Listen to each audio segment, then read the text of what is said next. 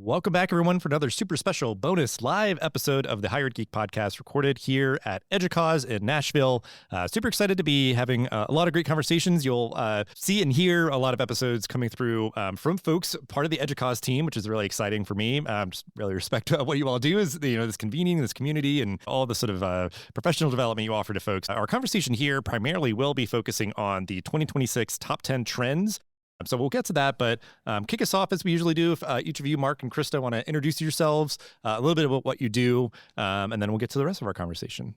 Great. Thank you so much for having us. My name is Crista Copp, and I am the new Vice President for Research at EDUCAUSE. I am in my 10th week, so I know enough to be dangerous, but I am still very much in that learning phase. I am a recovering CIO from a lovely liberal arts college in Los Angeles called Mount St. Mary's University. But I've been in higher education for almost 30 years, and I'm just really excited to see, what I can bring to EDUCAUSE and what I can help do in terms of our research and our storytelling at EDUCAUSE. And I'm Mark McCormack. I'm the Senior Director of Research and Insights at EDUCAUSE. Just over 8 years at EDUCAUSE, and get to oversee a lot of the original research that EDUCAUSE does, our workforce studies, our student studies, and this year the top 10, which has been really exciting. I live here in the Middle Tennessee area, so super excited that you're all here in Nashville for the conference. It's a lot of fun. It's a fun town. Yeah, it's my first time here. Excited to try to sneak out and explore a little bit as much as I can, but you have to. It seems like a good spot. So we're kind of early on, just to kind of put us in time and space. It's early on Tuesday of the event. I came in last night. A lot of folks kind of getting their days started here as we're recording here. So certainly, the EDUCAUSE top 10, I think, will be certainly a highlight, I'm sure, for both of you. Any other things that are sort of highlights for you about this year's event that you're kind of excited for as much of the conference is unfolding ahead of us? The best thing is just being here together. It's been a bit of a tumultuous year for higher education, and there's a lot of uncertainty. But with uncertainty, as John O'Brien talked about this morning, comes resilience. And higher education is, if nothing, we are resilient people. And so I think the connections that we're having here, and you're going to hear that word a lot today, is really what I'm already feeling. The amount of just energy we already have, and we're still early. So I just feel the vibe of the people, and it's really going to be about our human resilience throughout the entire conference. Yeah, I'll echo that. I think for EDUCAUSE staff, weeks like this week where you just get to be around our members and you get that real tangible connection to our mission, our purpose as an organization, which is to serve our members and their institutions. This week just fills you with that energy of, okay, we're all here together. We see our purpose very visibly in the form of our members and the rooms and the conversations that we're having. So it's really energizing week for all the EDUCAUSE staff. For the research team, obviously, it's a great opportunity for us to showcase some of the work that we've been doing this year.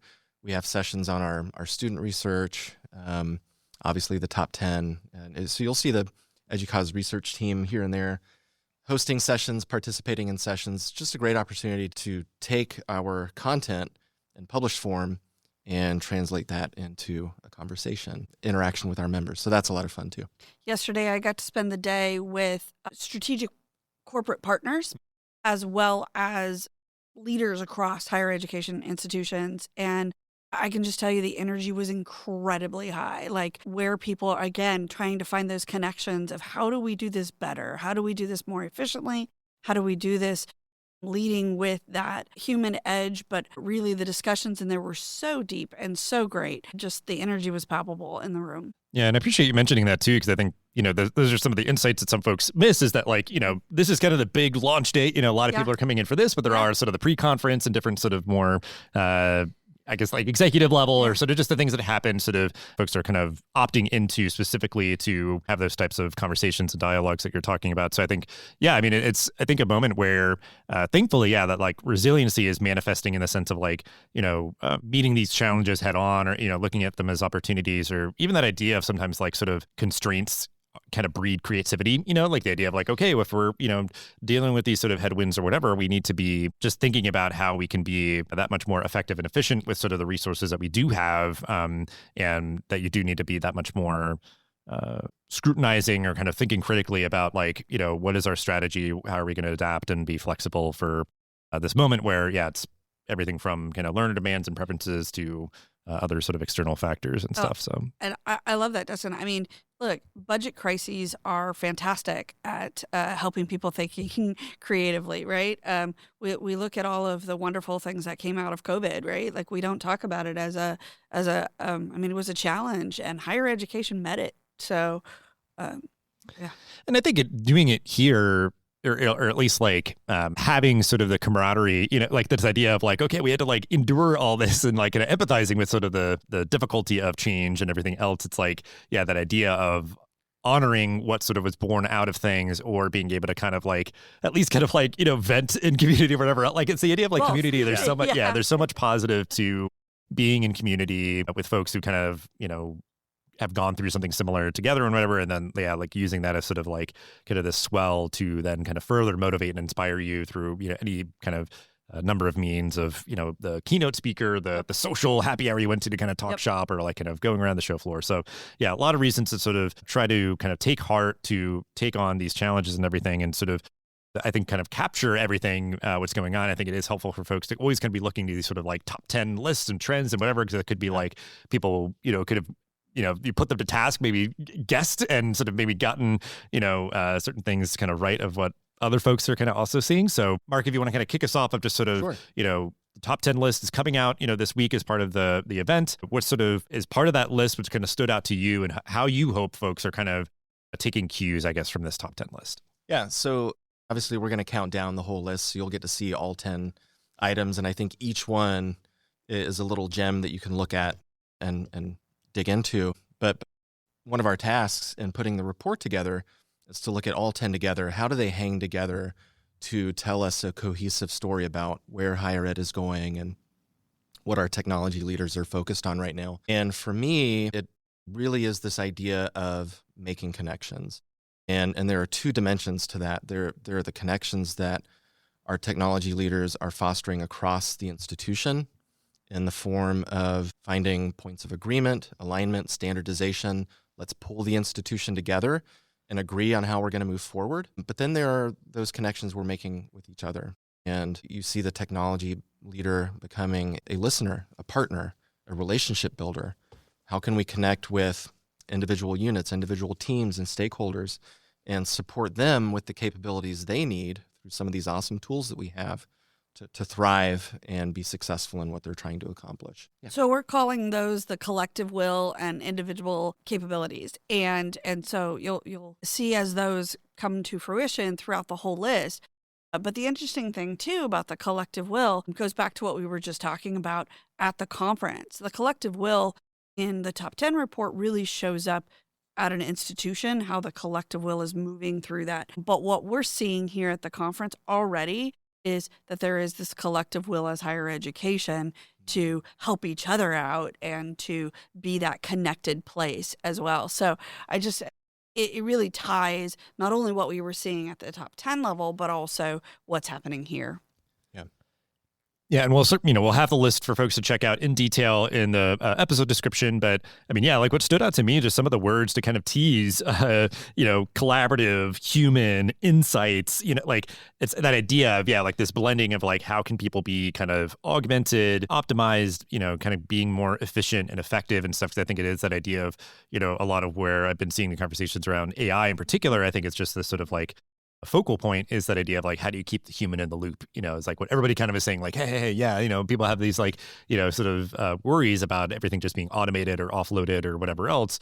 I think it's that sort of dynamic of like, and I always joke about this, I've done it for years, of that idea of like, we just keep continually like marching towards like becoming cyborgs, like it's the idea of like, humans enhanced by machines or something. And it's the idea of like, human is still very important. The idea that they can kind of be the one that sort of is interpreting or sort of implementing or kind of taking insights or whatever else. So like, then that's just always my like geeky way to kind of like make a kind of example. But like, I think that kind of resonates where it's like, oh yeah, again, you can try to get like the best of both worlds of like, make the technology work better together, make all those tools sort of help inform, your strategy. And, even sometimes just be like, there's the part about kind of going from reactive to proactive, like that idea that you could be more sort of intentional or thoughtful about the way that you're reaching out to students or kind of intervening with things. So it was really exciting to see all that. Yeah, and AI, it's in 3 of the titles of the top 10, but it really underlies all of the things that are happening, right? So you see it across all of those top 10 issues.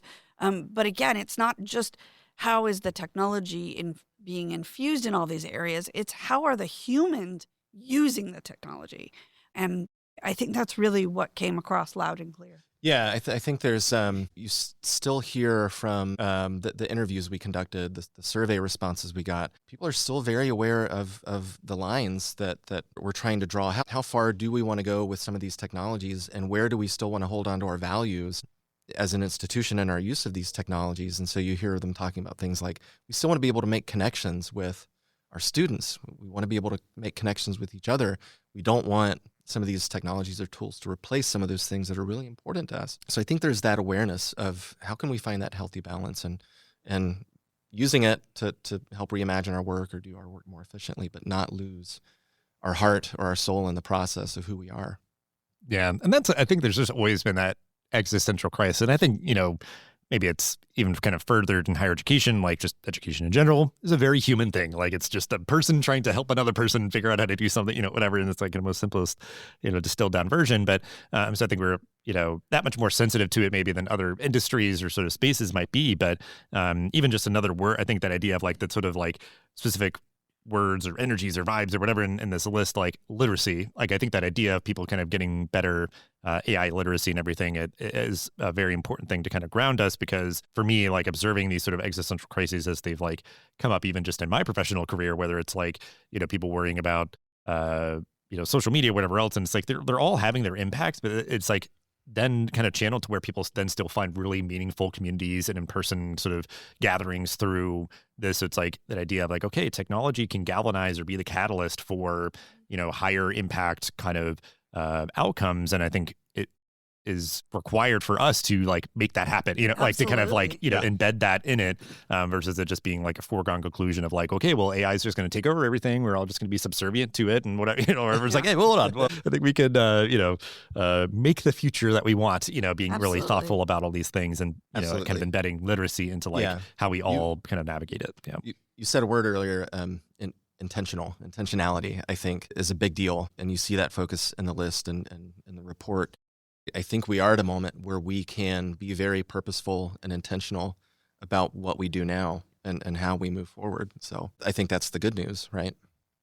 Yeah, definitely. And I think, just appreciate you all kind of treading into this conversation, because it's sort of this like monumental task of like, what is like the top 10 trends for everything, and happening in higher ed, because there's obviously like, the teaching and learning aspect of what's happening in the classroom, outside the classroom, just how like, staff and faculty are interacting with each other and all those sort of things. So, with all of that, and I guess, just we kind of quickly, tease the list. And again, really encourage folks to check it out in the episode description, but just generally like, from each of you, like just advice, calls to action, just, other things that you would sort of want to share with folks as we're kind of wrapping up the episode here. So I'm really glad that Mark brought up intentionality, because as you're looking at the list and you're looking at your institutional priorities, we have to choose where to put our efforts. And we can't do it all, and you cannot boil the entire ocean. And as a technology leader, you need to be intentional about where those efforts are going to be. And so you need to choose how you're intentionally training your staff to do particular things. You need to choose which resources to do. And as you look across the list, there's a lot of work to do, and you cannot put effort into all 10 of them. And I think we see that, institutions have, while we all have the mission of training our students, we do have different priorities and different context. And so I think my wisdom and advice out of it is really looking at where do you want to move the needle right now in the next year, and where can you connect with other leaders to help you do that. And, EDUCAUSE can certainly help you do that in a variety of ways, but be very intentional. I love the focus that's woven throughout on partnership and literacy and supporting stakeholders. And we kind of recognize that can be really challenging too for teams, technology teams that feel understaffed. Like, how do I provide this direct support and high touch approach across an institution of 40,000 people.